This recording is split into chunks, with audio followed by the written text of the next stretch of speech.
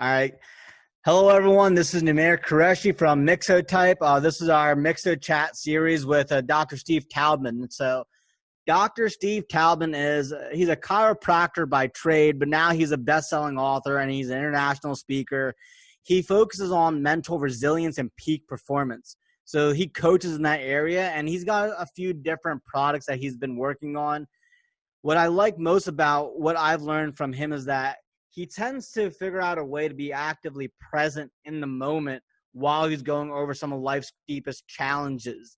And so in his most recent book that I read, which is Bulletproof, I recommend that you buy a copy. He kind of goes through this whole series of perspectives that you can use to become mentally resilient on your own journey. And so, Steve, would you like to talk kind of about that and how that came about? Sure, absolutely. Thanks. First of all, thanks for having me here, Numair. It's really fun to be planning, to get a little time together and really, get a little deeper into some of these topics. The idea of writing this particular book, Bulletproof, came from reflecting on what my earlier work was. My first book is called Unhypnosis, and it's about essentially waking up and living the life you're meant to live, which involves figuring out what your real journey should be and maybe jumping ship and starting a new thing. So it was really about reinventing your life from a new place.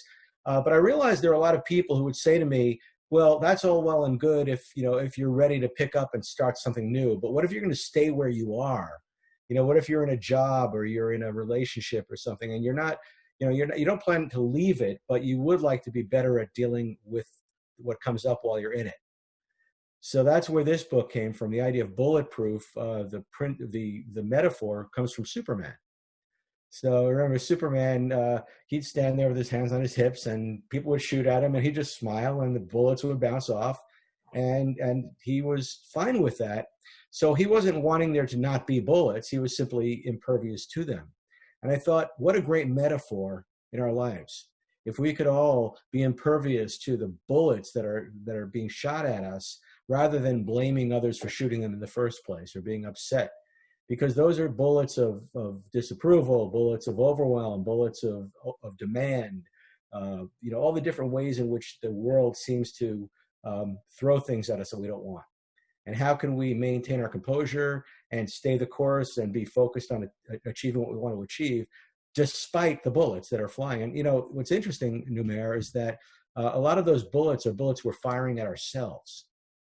I'm not good enough. I'll never accomplish this. What's the matter with me?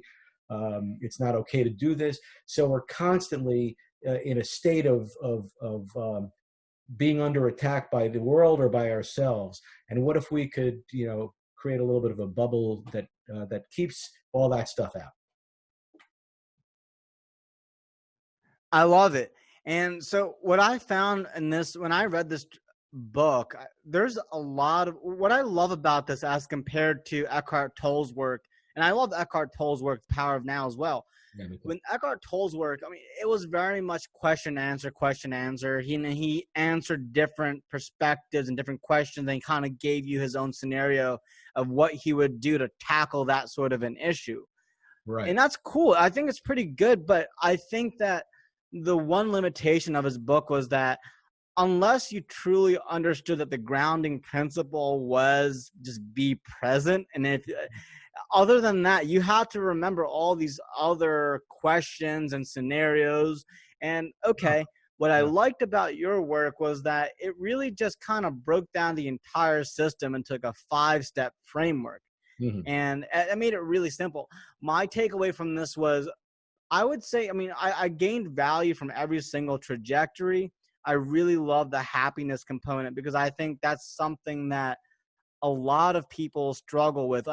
We always tend to put our happiness future state. So, yeah. And you put it pretty eloquently in there. You gave us research and citations talking about how when most of us delay our happiness and we fix it to some future state, like, oh, once I get that car, or once I get that house, then I'll be happy, or once I get that relationship, we're almost damaging the process. And it seems like, based on your work, it's the better thing to do would be to be happy first and kind of use those other goals as extensions of your growth, if you will. And so I guess my question is, how do you recommend being in that state of mind when you know that getting something does make you happy? For instance, I'll give you an example. Like when you take a look at like the state of nature, for instance, right? And you're struggling, like if you don't have a car, then you got to bike to the grocery store. And as a matter of fact, your expenses are going to be that much more. Like imagine this. So you can't buy your groceries because you have nothing to put them inside. You can only ride a bicycle, and a bicycle can only carry so much, right? So then you're forced to go to your local Wawa or convenience store where everything's marked up insanely. And in some cases, you're living a more expensive lifestyle. And a lot of that's like cyclical. And I guess, I guess it does mess with your diet and all these other things. And my thing is, how does someone who is struggling, who doesn't really have all their needs met, still find a way to be happy on their way towards growing? Yeah, so that's a really good question, Numair. You know, one of the things that I've read about happiness is that when you reach a certain point of having your needs met, basic needs being met, then very little else makes you any happier than that. So yes, there's certainly something to be said for if your needs aren't being met, you're going to have more of a hunger for getting some things that you need. But I think what we need to do more than anything else is to guard against the habitual nature, the addictive nature of striving and yearning and grabbing and grasping, right? So yes, I need a car if I've got a bike, and I need someplace to put my groceries, and I need to have enough money to buy those groceries. And I also at the same time need to know that this process I'm going through right now, this hunger, this, you know, desire to get to the next level, nothing's going to make that go away unless I have some commitment to reflecting, self-reflecting on my own level of happiness. So I might say, you know, okay, this is an interesting time and I'm passionate about getting to the next level, but I'm going to still check in with myself right now. I'm going to still maybe get quiet. I'm going to still like look for things to be grateful for. I'm not going to be grumpy about the fact that this is what my life looks like. I'm just going to experience this as my current adventure. And that's really good for us to think about now. You know, here we are during the coronavirus, and so many people are, you know, a bit freaked out because their lifestyle has changed. And the way I look at it is, well, we never had this experience before. What an interesting experience to live through. I mean, it's kind of fascinating. And yeah, I'm making money out before, maybe I've got to make sacrifices. That too is an experience. And I still have choice about how I interact with that experience. Gotcha. No, that's a great answer. And so it's a tough space to be in, especially when you're in that environment where things are kind of like poverty stricken. But it's kind of like one of those things where you kind of have to force yourself to see the silver lining and just become fully present. Yeah, it's a choice. I mean, the choice is, can I be present with this? I'll give you an example. Like right now, I am just finishing up the 10th module of a 10-day program from Wim Hof. He's the guy who has, you know, run a marathon above the Arctic Circle barefoot and swum 200 feet under polar ice and climbed Mount Everest in his shorts and submerged himself in ice water for an hour and 42 minutes. And, you know, what he's basically proven is that our capacity for extreme conditions is much greater than we ever thought possible. And that it all comes down to what you do with your mind, right? So, and most of that has to do with high levels of presence, learning to breathe in a certain way, learning to focus in a certain way. And that way, when you're experiencing stimuli that your brain could just grab onto and decide to make it a bad thing, you've trained yourself just to keep your mind quiet and just experience the stimuli. You know, what if an itch is not the biggest problem you've ever had? What if being in freezing water is not the biggest problem you've had? What if a little bit of poverty is not the biggest problem you've ever had? You know, what if a breakup isn't the biggest problem you've ever had? How would your life look if suddenly those experiences were just kind of something that, as if you were watching them in a movie? I really like that a lot. So that when you're talking about like watching from a perspective that it's like a movie, it's like the part in the book where you talk about becoming the observer, right? Yes. Where you're just, instead of being caught up in the drama of what life is presenting you, you just kind of take a moment, step back and see what's going on. Wim Hof is incredible. Like his story is amazing. Like he puts himself.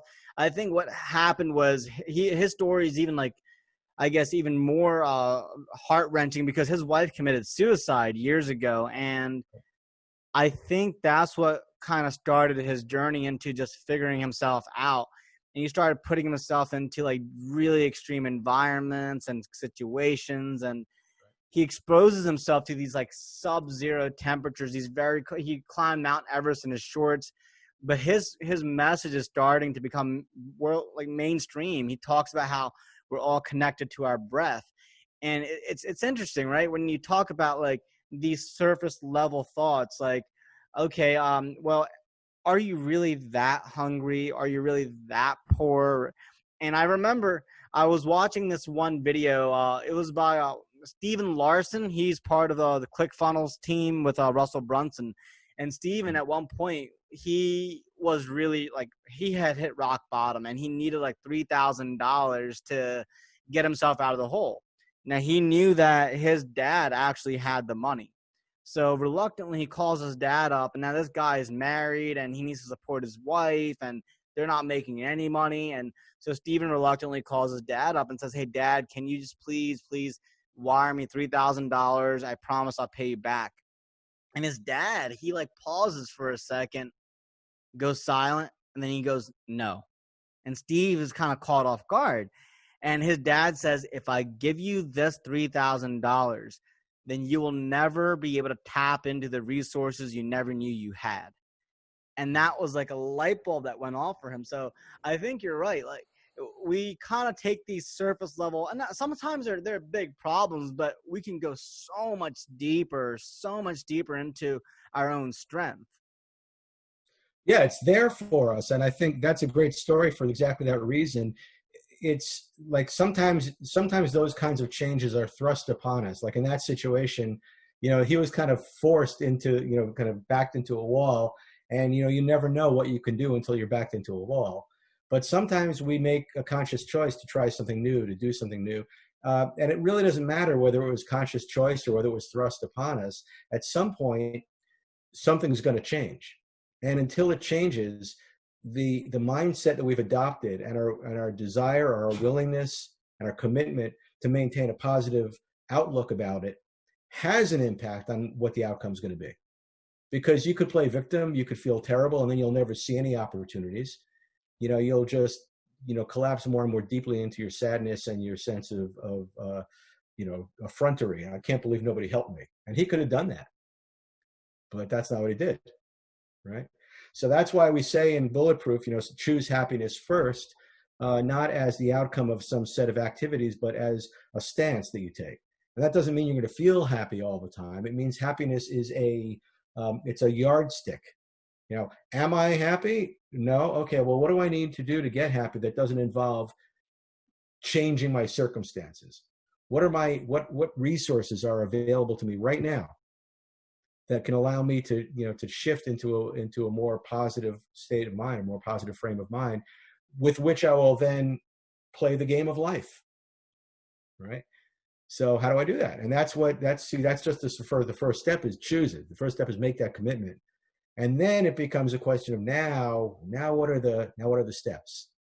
What are the things that people who are resilient have learned how to do that I haven't yet learned how to do? That's interesting, right? And it always goes back to that starting point. See, a lot of the time, I think that we try to enter a state of, I don't want to say discompassion, but we're almost wired into thinking, well, all right, right now I'm happy, but I'm not getting what I want. So let me respond to this thing that I'm not getting with sadness or anger or despair. If I put on a pouty face, will this get me what I want? And I think when you're like a 2-year-old, 3-year-old, you put that pouty face on, I guess you're sometimes rewarded with what you want. And I think that carries out into the future. But it's like, it's so counterintuitive. Like you don't get the girl, you don't get the guy, you don't get the grade that you want, you don't get the job that you want. And even so, in the face of all of this, you're still looking straight. You're locked in. I learned this the hard way. I mean, literally, just physically, just training to fight full contact. And I remember, like, so I'm training and I'm like dipping and dodging, but the second a punch comes towards my face, I'm like, no, no, no, right? And the worst thing you can do is when someone's punching you is to buckle and to Yeah. like get into your guard like this and just shy away, because the second you shy away, that's their cue. They see the biggest opening and then they can attack you, they can knock you out. But conversely speaking, if you just stand there and you just look them dead in the eye, they punch you in the face and you can still look them straight in the eye, it's going to be harder for them to punch you again.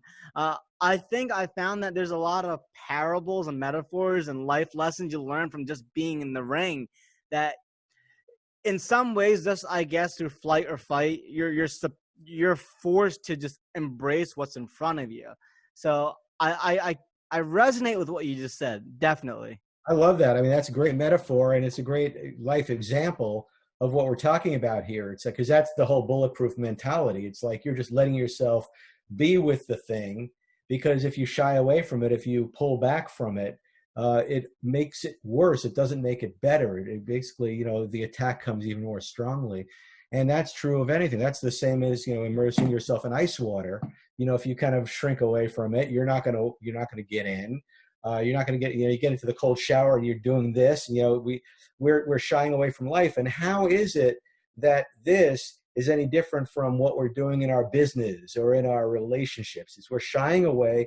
We're playing the game of aversion.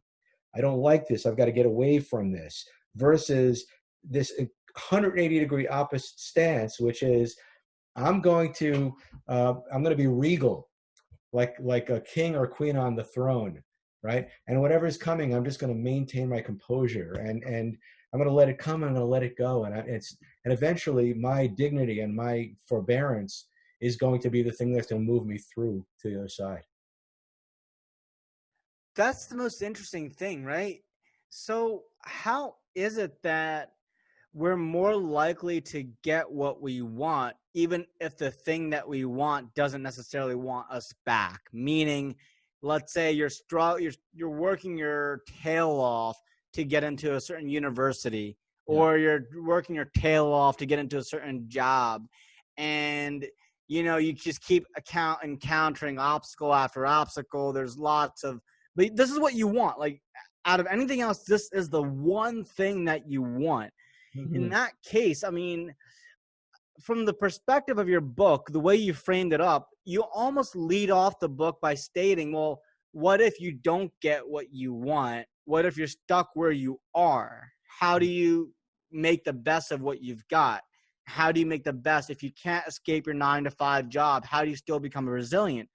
But at the same time, if you're trying to go after something that you do want, something that's bigger than you, but you keep facing obstacle after obstacle, do you still stay happy and have that smirk on your face, and do you still keep trying? Or do you at some point have to reframe yourself and think, all right, that thing that I really want is inaccessible by me, I can't approach it for whatever reason, maybe I should just fold but still be happy? Like, what are your thoughts on that?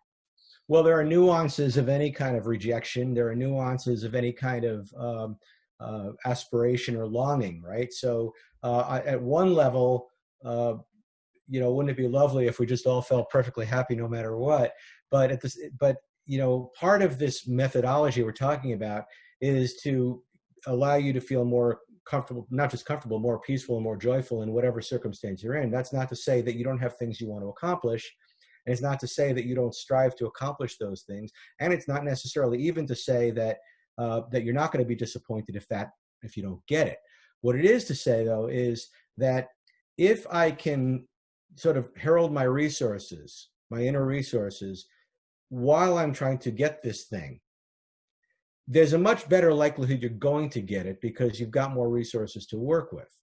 So, and most people never really embrace the resources at their disposal because they don't believe in them, or they think it's, you know, it's bull or whatever. But, you know, if you are trying to get into that university, if I were trying to get into that university, I would have no hesitation about like doing visualization exercises on a daily basis, putting myself at that university, right? So I would utilize the power of my subconscious mind, because part of being happy now is creating an image for myself now. So it's almost like a game. It's like, oh boy, once I get there, it's going to be like this and it's going to be like that. Now, most people don't do that, because if I give myself the luxury of creating a clear vision of the outcome I seek, and then I don't get it, I'm going to be that much more disappointed.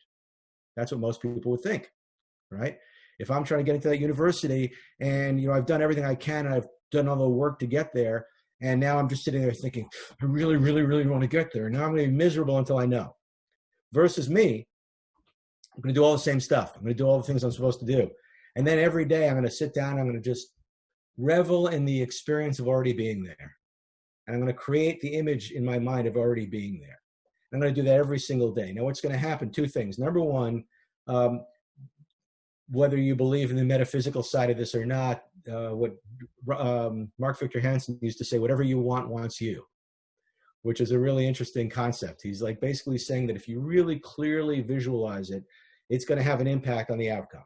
Maybe, maybe not. I don't know. Maybe it's a little too new agey, a little too optimistic, but there is a possibility that something shifts inside of your physiology that makes you a little bit more likely to exude a certain kind of enthusiasm. Maybe because you're really positive and seeing yourself already there, you notice when somebody walks by who's already a student there, and you get into a conversation with them, and they happen to be, involved with somebody who works in the admissions office. So there are things that happen to people who stay super positive that don't happen to people who are white knuckling it. That's one part of the formula. The other part of the formula is, if you fully experienced what you're looking for, what you want, and then you don't get it, well, you still had all that time to enjoy it.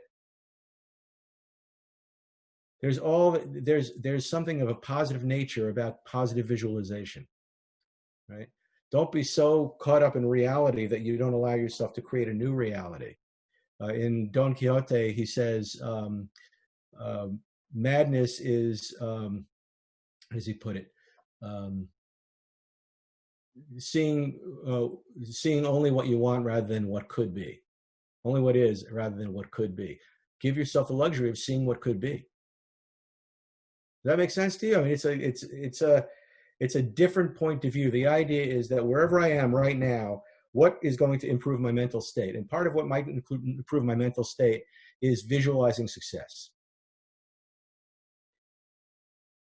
So that's a really interesting way to look at it. I consider myself to be more of a scientist, and from that lens, I can say that I've had these incredible experiences because I do visualize. I mean, I sit down and I visualize how I want my life to be. And just from a physiological standpoint, what it does is it lets me program my brain for one. So for instance, I follow a strict diet regimen, I follow a strict exercise regimen, but before I get into any of that, I visualize myself in my mind how I want my body to appear. And because of that, it makes it so that any cravings that I would have had otherwise, they do subside. I'm actually finding that I'm able to stay the course, and it's consistent.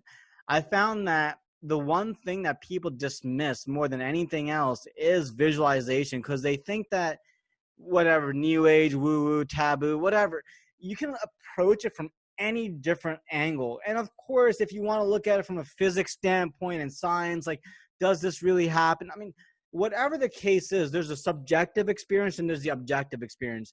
And from the subjective experience, from like Namir Qureshi's point of view, I've had experiences where as I started to visualize things, I started to notice patterns externally, and it was almost like, this is too good to be true. And so I love the point of what you say, look, if you visualize yourself, you tap into those resources, then chances are you're more likely gonna achieve the thing that you desire. It's counterintuitive because by being pouty-faced about it, by whining and by complaining, you actually lose some stature there. And the thing that you want probably repels you, is repelled by you. It's almost like, I was reading this book by 50 Cent, the rapper, and it's phenomenal. I recommend anyone read that book. But he gives us an example. He says, do you want to know the quickest way to get $1 million loan at the bank? He says, walk in with $1 million already in your bank account. And it's a metaphor, right? But the whole idea is that if you are already grounded in your own happiness, if you're already discentered and you see the thing that you want, then you're more likely to attain it. Now, what's interesting though is that in this book of yours, you don't really talk about visualization at all. And you might hit upon it, but you don't talk about visualization. And I think that's so important. Is there a reason why you don't go into that specific depth of that? I don't know. I think it maybe it wasn't where I was heading at that time, but I'm curious because one of the things I do talk about in here is changing the narrative. You do. And I think, from that perspective, and also from the perspective of monitoring your thinking, I probably could have gone a little bit more into detail about where that might lead you. But the truth of the matter is that if you're doing those things, you're more likely to start moving in that direction, right? So if I'm monitoring my thinking and I notice that when I'm thinking negative thoughts, what it means is I'm still visualizing. I'm just visualizing negatively. What if this doesn't happen? It's basically me rehearsing the worst possible case scenario. And somehow we've all grown up this way. We've all grown up believing, I better not want it too much. If I want it too much, it's not going to happen. So instead, I might as well just act like I won't get it anyway. And then it'll be a pleasant surprise when I get it. And it never works that way. It always works the opposite way. It's always when you've got the enthusiasm and the optimism and the clarity and the vision, and you're monitoring your thinking to make sure that that's what you're doing, that it's not magic. It's like you said, there are a million subtle changes in your physiology when you do that. And you're also more likely to take the appropriate action. Like, who's going to be more likely to do the exercise if you're overweight to get, down to your ideal body weight? The person who's sitting around feeling like a piece of crap because they weigh too much? Or the person who's seeing what it looks like to be the person they want to be and seeing themselves eating well and healthy. And then, as you said, your cravings for certain kinds of foods drop away and your enthusiasm to do the exercise arises.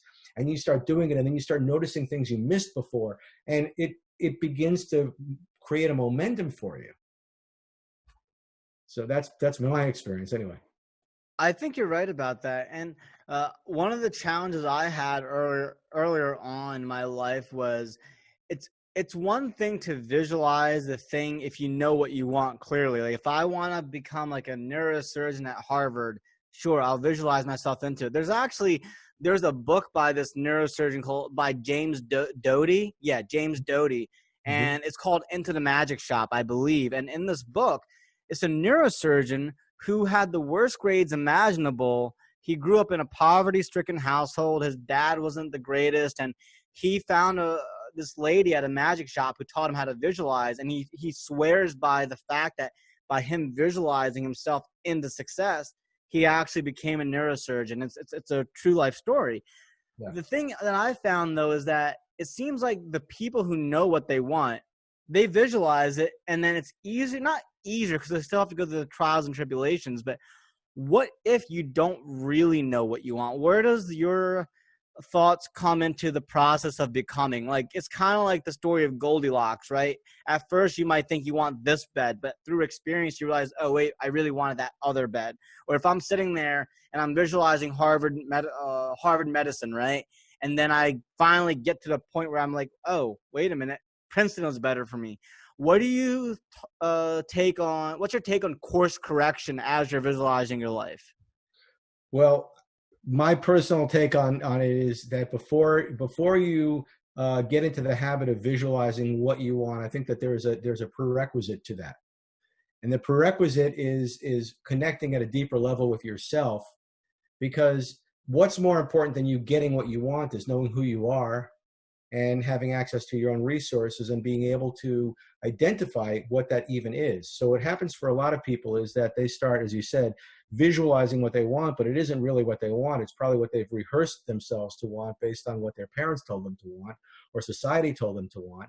And so they're not really in touch with the true nature of their own being. So that's why in the first book, On Hypnosis, I talk about discover your essence as step one. Discover your essence, which is like discovering that quiet part within where, there's no identity. It's pre-identity. I don't know who I am. I don't know what I am. I just know that I'm connected with myself. I've learned how to get quiet. Because if you can't embrace silence, if you can't embrace the here and the now, how are you going to embrace anything else that comes along later? How can you even know for sure that you're barking up the right tree. It's like you've been spending your life like putting a ladder up against a building, and you finally climb to the top of the building and realize it's the wrong building, right? So you've got to get in touch with yourself. So that's where mindfulness practices come in. That's why it's so important for us to meditate or to contemplate or to go out for a walk and observe nature and not let ourselves get caught in our brains, because our brains become a self-fulfilling prophecy. We keep thinking the same thoughts over and over again.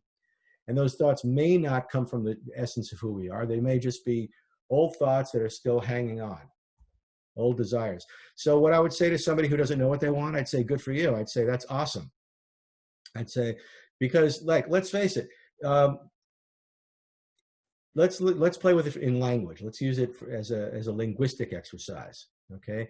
If I know that I want this book, then I want this book. If I want, this little thing here, then I know that I want this thing, right? But what if I want nothing, right? Well, if I want nothing, then what it's telling me is what I want is nothing. I want the experience of nothing. An experience that anybody in our society doesn't even know what the hell that means. But it's a prerequisite to a deeper level of awareness. So if I'm somebody who doesn't know what I want, it very likely means that what I really want is nothing. And if what I want is nothing, then what I'm going to do is I'm going to go after nothing the same way I would have gone after something.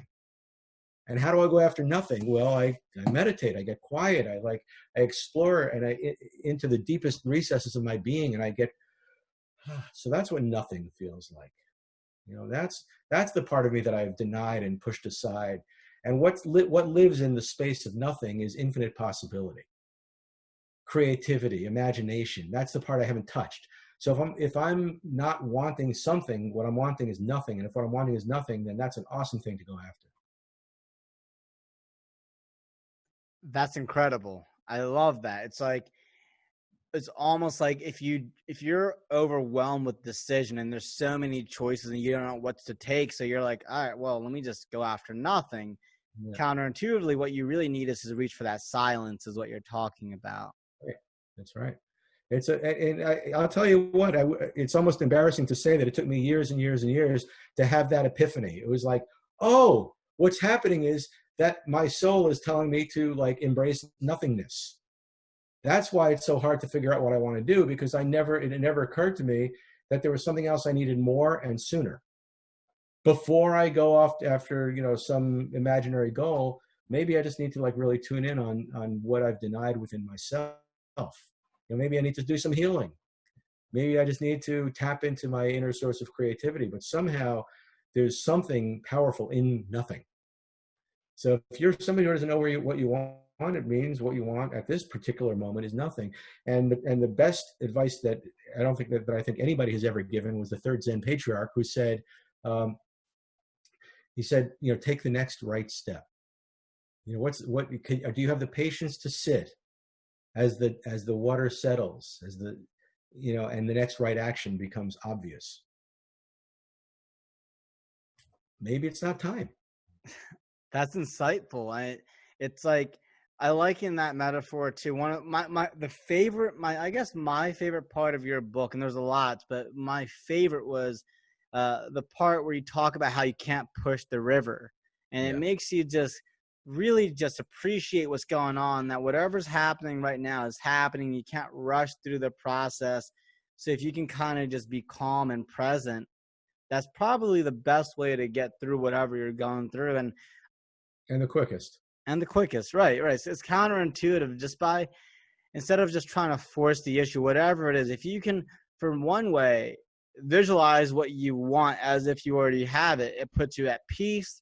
You kind of know that things are going to work themselves out when they need to. Maybe there's some things that you got to grow into. Maybe there's some certain things that you have to learn, and you just can't rush through the process. So I like that Zen quote that you just kind of put out there. It's important. When we observe other people, it's easier to see it in others than in ourselves. But it's that thing that you see some people becoming anxiety ridden and panic stricken about not knowing the next right step. But what am I going to do? I need to know. Don't tell me all this new age stuff, because I really need to know what to do next. It's really, really important. And they develop this incredible anxious energy around having to know the answer. And as long as they maintain that anxious energy about having to know the answer, they never get the answer. Right there, yeah, but at first I need the answer. No, first what you need is to shut up. First what you need to do is just like get quiet and like let it arise naturally. And that's a quicker way to get there. And again, as you said, it's counterintuitive. If I need to have an answer, I need it now. And if I need it now, I better use my head to find it. My head is the worst, tool for the job. It's my heart, it's my soul that I need to tap into. So if you're not there, it's just, where are you in relationship to aversion? Aversion. What are you averse to? I'm averse to uncertainty. I don't know what to do. Oh my God, I don't know what to do. This is terrible. I don't know what to do. That's an aversion that you're having to uncertainty. And so you're fighting the wrong enemy. The enemy you think you're fighting is the enemy of knowing what to do. Oh my God, I'm uncertain. This is terrible. I've got to get certain. I've got to vanquish uncertainty in order to be certain. That's not the enemy you've got to fight. The enemy you've got to fight is the aversion to uncertainty. Wow, I'm really feeling uncomfortable about being uncertain. How interesting. Let me see what that's all about. Let me get comfortable with just being present and noticing that there's uncertainty here and not being averse to it, not hating that experience. And if I don't hate that experience, if I allow myself to live in uncertainty, and then I get to watch the way it plays out inside my body, I feel the tension. I feel the fluttering. I feel the heat in my face. Wow, how interesting. I wonder how long that'll last. Oh, and if I breathe through that, eventually it begins to take on a new shape. And then all of a sudden, for no reason at all, it's like, I know what I want to do. Because it doesn't come from you, it comes through you. I do like that. It doesn't come from you, it comes through you. And it's like, so there's this like Rainer Maria Rilke quote. There's a poet, and he talks about how sometimes you're just not ready for the answers, so just appreciate the questions along the way, and eventually the answers will reveal themselves to you when the time is right. And I found that through my own work. Whenever I'm tackling a major problem, I journal a lot. Like, I even have my journal open in front of me. I journal a lot, and I try to attack the problem from multiple angles. And it's a very linear process, but it forces you to appreciate the uncertainty. So instead of making these like gap-like conclusions, it makes you realize that you really have to appreciate the nuance of the problem you're trying to solve.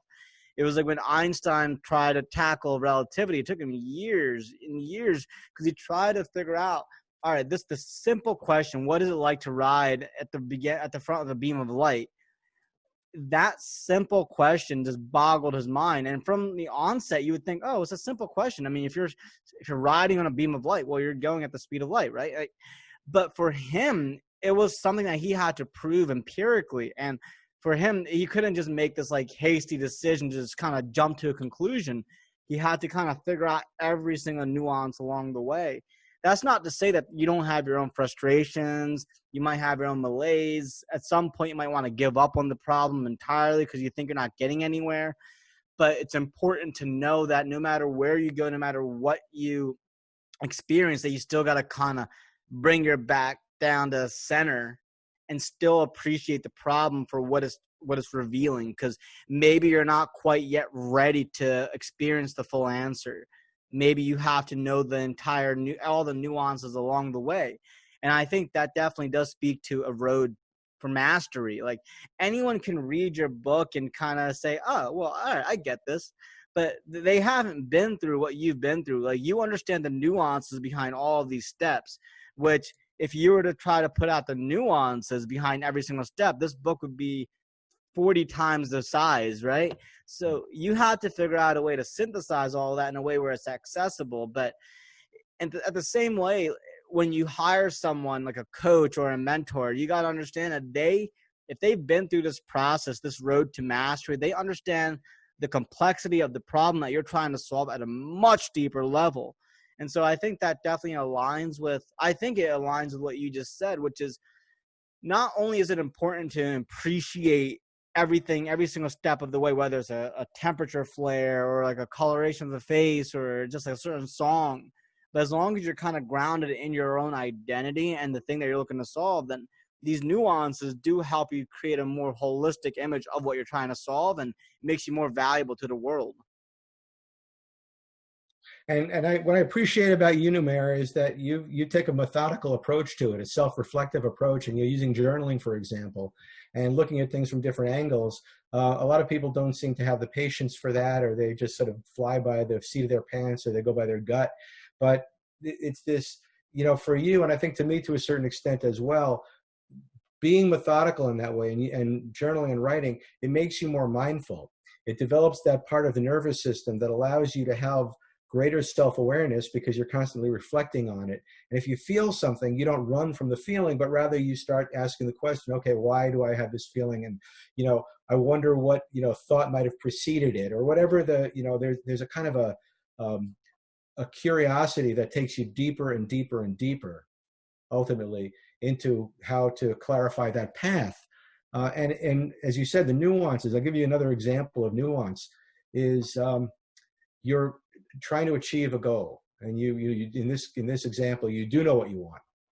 And so you've got a clear vision of what it is. And you're moving towards it, and you're taking the action steps to achieve it. And as you move toward that goal, and you're doing it from a place of passion, because as we've already said, you've decided it's happiness first. I want to enjoy the journey, not just the destination. So you're doing that. So you're passionate. And from the outside, it's all, I'm working day and night, and I'm constantly in motion. And, some people might say, damn, Numair, why don't you just chill out, dude? You're like becoming obsessive. And you're like, no, I'm not obsessive. I'm just passionate. And then sometimes this little nuance occurs where maybe you hit an obstacle and you're not sure how to overcome that obstacle, but you also have gotten so much momentum that you've lost the patience to pull back and wait and look for the best way to move through that obstacle. So instead you keep on doing this, and now you've moved from passion to obsession. I got to get it done. I got to get it done. And there's this intensity that this process takes on that from the outside looks exactly the same, right? From the outside, you're still working and working and working, but now you're doing it out of need. You're doing it out of demand. You're doing it out of like a sense of incompletion. And that kind of energy doesn't produce the results you want. So when you move from passion to obsession, the outer experience is exactly the same, but the inner experience is polar opposite, right? And so how do you know which it is? How do you know when you've walked that line, you've crossed that line from passion to obsession? And that's where I would say that the practice of mindfulness comes in, right? It's that self-reflection. It's that ability to pull back and be like, what does it feel like inside of my own skin right now? Not just, am I willing to turn my attention away from the outer enemy that this unfinished piece of business? And that to me is the thing I've got to beat down senseless, versus turning the lens on yourself and being like, what is the inner enemy that I've got to be aware of? Oh, it's obsession. It's this feeling that if I don't get it done, then my world is going to fall apart. And that capacity, the capacity to turn toward the methodical, toward the self-reflective, toward the journaling, toward the, looking at it from different angles, that process only occurs if you have been practicing the art of mindfulness. Because then you'll see it, you'll feel it. You'll be like, oh, this doesn't feel the way it felt before. And most people don't do that, right? Most people don't people work through, they'll get a bladder infection because they didn't know they had to go to the bathroom because they were so obsessive that they were tuned out of their body. Yeah, people are like extremely distracted. And I found that, so there's like a mental and physical discipline that you have to achieve in order to be fully mindful. So for instance, that person who has like that bladder problem is not realizing it, but they're so steeped into their Netflix that they're not even paying attention, or they're eating bad food, and like the sugar in that food is causing them to crave more sugar. So Right. It's interesting. There's a body mind, thing that it needs to work together. And I found that, for instance, there are nights when so I don't watch TV at all. I don't watch Netflix, but I might go sometimes to like a barbecue or a gathering or something. I might overindulge, I might overeat, and it just doesn't feel good. And then that feeling, it's crazy, but I ate a lot of food, but then the food has chemicals in it that triggers my brain to want more, even though I'm physically full, and it takes me away from present state. And so there's a lot that needs to happen in order for you to become present and mindful. And it's not the easiest thing. I mean, you can sit down and you can meditate all day long and visualize, and I think that's definitely important. But if you're not watching your physical health, if you're not tackling like your things that could get you addicted, or if you're already addicted, if you're not trying to step away from those addictions, it can get really, really tough. So I found that taking an entire holistic approach does help me become more mindful. But I've Right. also found that, case in point, the one thing that I do that kind of ties everything together is the journaling. Because it's almost like when you have a certain problem that you want to solve, and if you don't journal it, well, then you almost in some ways can't get past the first detail of that problem, because you're hoping, oh, I'll figure it out. But you start writing, you start mapping things out, you start brainstorming, you start to realize, oh, there's all these other things involved, right? And then it gives you a more holistic approach to, I journal about my diet, about my life, about my career, everything, and everything does connect. So I think that those who don't journal, and by the way, journaling is one thing. I mean, writing by hand, you can use voice memos if you want. I mean, whatever capacity, or you can do video like logs. I think journaling is incredibly important for me, at least when it comes to mindfulness, because it helps me to measure my growth along the way. It's a great tool. I used to do a lot of journaling. I don't right now. Um, and I think maybe it's just because I do a fair amount of writing and I work a lot of stuff out when when I'm writing my next book or my next article. It's just like if I've got something going on, but it becomes almost like, journaling for the entertainment of others. But really, ultimately, it's for me because it helps me sort out my thoughts. I do think better on paper, uh, but I know other people who think better out loud. So like maybe they find somebody else that likes to listen to them ramble on, and it's just that's their form, that's their way of doing journaling. But whatever it is, whether it's writing or speaking or whatever, it's the commitment to self-inquiry. It's a commitment to knowing, as you said, that you want to get past that initial thought. You want to kind of get curious. I mean, all of this work is about curiosity. And yeah, I mean, mindfulness meditation is one great tool. It's not the only one. And ultimately, what we're trying to do is to create what's called practical mindfulness. So practical mindfulness means that I'm mindful every minute of every day. And so it's not just about sitting down and meditating. And meditating is a great way of like forcing the exercise. But if you're working out, that could be a form of meditation, so to speak. It's a mindfulness practice.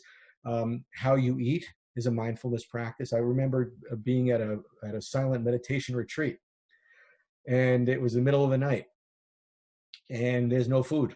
You got to wait till the next day until you don't have any access to anything except on a schedule. So your last meal is at 5 p.m.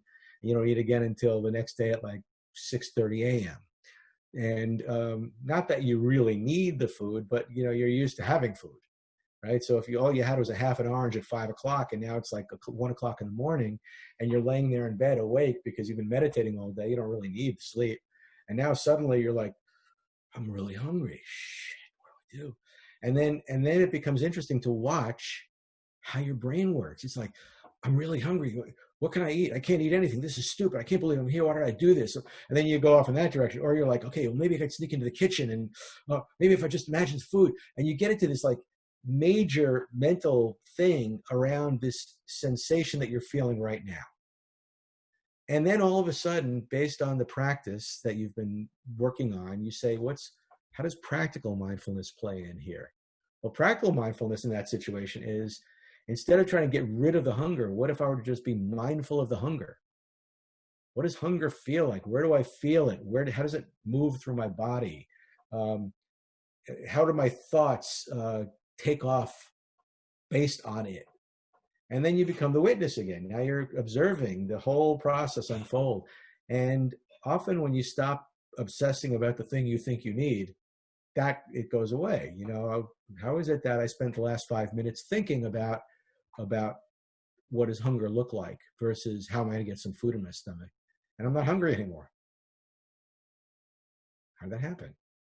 That's great. No, I understand. It's kind of like if you just shed light, like your observation on the thing, it tends to just kind of quiet down. I found that times when I'm hungry, I'll just look at myself and I'll say, all right, Namir, I know you're feeling hungry, but are you really? And I'll just kind of look at the feeling of hunger. And after about 15, 20 minutes, it does subside. So what I'm curious about, I know we have a few minutes left, is just, so in this book, I mean, there's a lot of great lessons, and I know that you studied to become, you were a chiropractor and you left that. But I'm wondering is like, what was your journey into like discovering all this knowledge? I mean, how did you come across these 5 principles, these frameworks and all that? Like, what did you go through in order to figure out what you know now? A lot of the work in there kind of is a mashup of spiritual principles, Buddhist principles, and other Eastern philosophy, as well as some of what monastic traditions teach, and even in Christianity or Judaism. When you get into a monastic tradition, if you're a monk, then you're really trying to create your relationship with God at a much higher level. And if you're not thinking of it from the perspective of God, you're still trying to create a greater degree of self-awareness at a higher level. So that's what I found in my meditation practice. And for me, it was the fact that I was miserable. For a long time, I had anxiety, I had depression, my self-esteem was bad. And I was carrying old messages in my head that kind of haunted me, and that I was making real. That I was, this is who I am. This is like you and I talk about identity, right? And who are you really? And what's the truth of your identity, right? So a lot of us, we mistake our identity for our personality. We mistake our identity for the old messages that have been absorbed into us, and those aren't our identity. Our identity is a much deeper, more profound aspect of who we are. It's like, what were you put on the planet to be? But in order to discover that, like we talked before about finding silence, before you can discover that, you've got to first shed all these layers of crap. And so I started out with Western psychotherapy, and then I found meditation, and I found journaling and a lot of other tools and strategies along the way. And because I am like you in the sense that I've got a methodical mind, and I felt like it made more sense to break it down into steps, because that's what, looking back on it, what worked best for me. First make a commitment, then choose to live a lifestyle that doesn't make your life and everybody else's life worse. Then develop focus. Then learn what it means to lean into a problem versus running away from it. Right? How to not to do that. And then finally, how to assemble the system around you that's going to help support you in growing in that way. So it is a system. It is a sequence, and people can read the book and follow the formula. And of course, as you said, there are nuances upon nuances. You're going to find things that aren't in the book along the way, but hopefully it gives you a frame of reference that you say, okay, what would Stephen do in this situation? Or you join a mastermind group, or, give me a call or whatever. So let me first back up. What are you offering right now, and how do people get to work with you? Well, I'm going to give you a couple of things. One is, if you were to go to bestofsteve.com, that's a landing page. And on that landing page, when you put in your email address, I'll send you the first chapter of Bulletproof. So you'll get a digital download of the first chapter. It's the introduction, the first chapter, and a few other things. So that's a great way to get started, because now you're on the mailing list. I've got weekly wisdom tips, and a lot of the stuff we talk about gets kind of purged in my writings, and people will write me questions, and I'll respond to those questions or write a blog post based on them. So it's a really good way to kind of become part of the community. It's just go to bestofsteve.com. If you want to explore who I am as a speaker or as an author or some of my other programs, go to my website, which is stevetaubman.com, stevetaubman.com. And lastly, I'm beginning more and more to apply these principles to well-being, physical well-being. And so how do things like mindfulness and hypnosis, changing consciousness, states of consciousness, and becoming more masterful over your own thinking, how does that influence your physical well-being? How does it affect your immune system? And it turns out in great ways. So I started a new website. It's called suggestionhealing.com.